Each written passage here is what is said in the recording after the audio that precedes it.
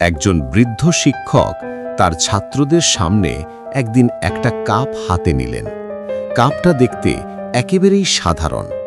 হঠাৎ করেই তিনি মাটিতে ফেলে দিলেন কাপটা ভেঙে চুরমার হয়ে গেল। ছাত্ররা অবাক হয়ে জিজ্ঞেস করল, স্যার, এটা কেন করলেন?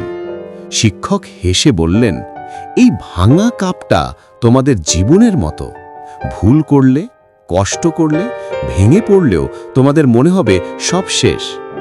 কিন্তু আসল সত্যি হলো, ভাঙা কাপটাও আবার কাজে লাগতে পারে।